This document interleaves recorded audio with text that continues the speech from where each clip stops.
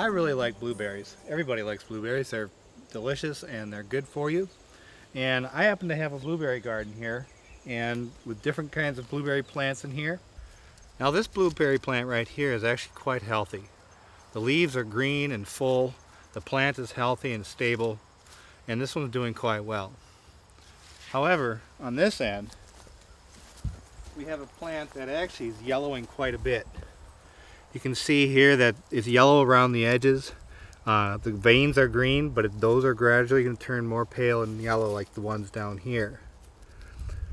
Now a few things can cause this to happen. There could be a lack of sunlight, because blueberries need about 5 to 8 hours of continuous sunlight in the day. But in this location, that's not generally a problem. We have plenty of sunlight here. They could also not be getting enough water. They need water that has good flowage to it in order to thrive. But that's not a problem here either. This garden gets plenty of water. We've had plenty of rain, and we've been watering where there's lack of rain. The last thing that could cause this could be the pH levels of the soil. Now blueberries like acidic soil. They prefer an acidity or a pH level of about 4 to 5 on this pH scale. Most soils and most plants go in about 6 to 7 pH level. And so if your soil's not at the right pH level, your plant may have trouble absorbing the iron that it needs to photosynthesize and stay green and healthy. With the green veins on the inside and yellow on the outside, this is a sure indication that we may have a pH problem in our soil. It's always best to get a test done through your county extension by sending in a sample soil to be tested, or getting a soil sampling test kit to measure the pH level of your soil before doing anything to augment the soil. So I did have my soil tested, and it is a little bit on the alkaline side, or the high pH level side. So we're going to talk about some strategies that we can do to help reduce the pH level of the soil, especially around plants like this that are struggling.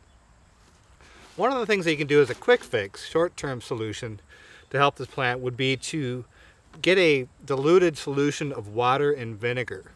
About 2 tablespoons to a gallon of water should about do it.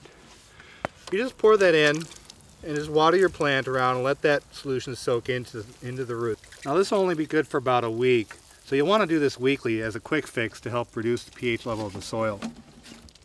Another thing you can do is go to your local hardware store nursery and get an ammonium sulfate fertilizer. And you can spread that around your plants or throughout your garden and water it in to get it to penetrate down into the soil. Now that'll take some time to get into the roots and actually affect the roots and affect the soil pH. But it's a strategy that can be used about twice a year. Now around my gardens I have all kinds of different pine trees, and I have a lot of them.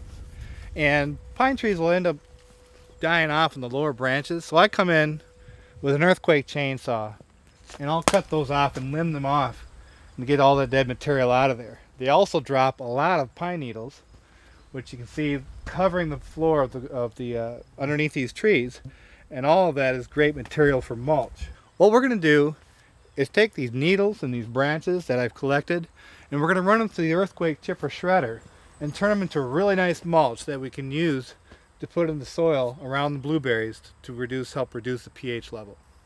After using my earthquake chainsaw to take the dead branches off of the pine trees that I have around here, we're going to use the earthquake chipper shredder to take this pile and convert it into a nice fine mulch that we're going to throw into the garden. Now pine trees are great material for this because they're acidic, but naturally acidic. And so when you mulch them up into small pieces and throw them in the garden, it'll help manage the pH level of your garden. To convert this big pile of brush into a usable mulch for our blueberry garden, we're going to use an earthquake chipper shredder. The earthquake chipper shredder has 2 tools. There's a chipper, which actually is where you're going to put materials up to 3 inches in diameter to chip it into a very fine chip material. The hopper is a shredder, where we'll put smaller branches up to a ½ inch in diameter and pine needles, which will also break it down to a very nice fine material. Now to collect the material that we put through the chipper shredder, we're going to use a bag to collect all the mulch that comes out. You simply hook the bag around the output chute and cinch down the rope to keep it in place. And you're ready to go. Always when using a chipper shredder, use adequate safety protection for your eyes and for your ears. And it's always a good idea to use a pair of work gloves to protect your hands.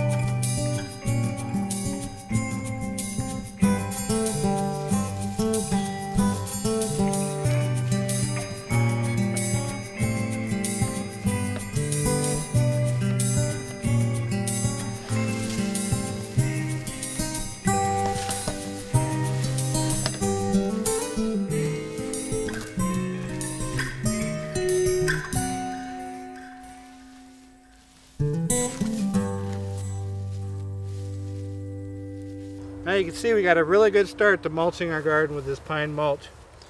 This will be great for keeping the roots cool and helping keep moisture in these plants, which is what they really need to thrive.